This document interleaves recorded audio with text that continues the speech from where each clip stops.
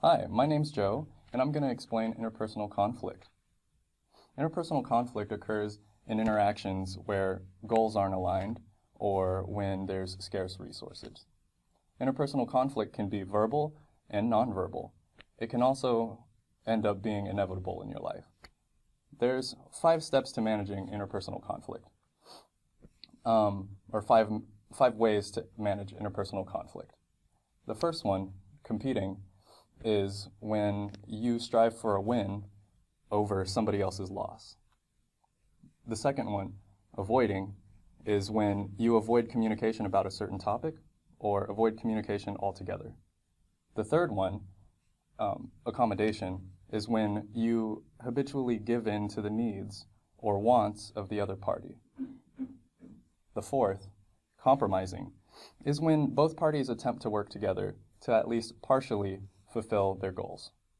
And the fifth, and the hardest one, collaboration, requires activity from both parties to fully fulfill both parties' needs. Each one of these stages has a corresponding amount of interest in self and the other. For competing, it is a high interest in self and a low interest in the other, and each stage has corresponding interest levels. To talk about culture and conflict is Yin.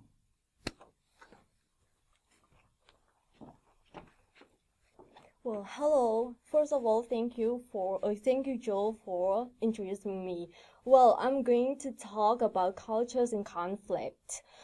As you know, that culture is really important, especially is really important for studying conflict and understanding conflict. And of course, it's really related to the 5 management or the 5 conflict management that have been discussed and explained earlier. I want to tell you the 2 big cultures that related to these cultures in conflict. One is individualistic cultures, and one more is collectivistic cultures. People who from the individualistic culture are more likely to be called like an independent self-control. It means that they see themselves as separate from others, or they define themselves based on the personal traits. But the collectivistic culture is different. A person who comes from the collectivistic culture can be considered interdependent. They have an interdependent view of themselves. Like for an example, like they see themselves connected to others people, or they see themselves that they have relationship with others people. According to most researchers, they said that individualistic culture is mostly from Western countries such as United States and a lot of more European countries, but the collectivistic culture is mostly from the Asian countries such as China, Taiwan, Japan. And most of Western countries that have like individualistic culture, they often use the competing strategy in managing their conflict because they attempt to defend their reputation, or they want to win or something. And the collectivistic culture, they more often use the avoiding and accommodating strategy because they think that they don't want to embarrass other people, or it would be negatively affect their family or their cultural group. So anyway, we have all the cultures have all different method in managing their own conflict. So I think it's better and better to understand more different cultures. And now I'm going to introduce my next speaker, Tiffany, who will be talking about how to handle well conflict, and you will be curious about this. Thank you, Yin. So for me, I went to have to negotiate to resolve a conflict. So some of the things are specific patterns between relationships. So what's the negative reaction and what is causing the negative reaction to cause the conflict.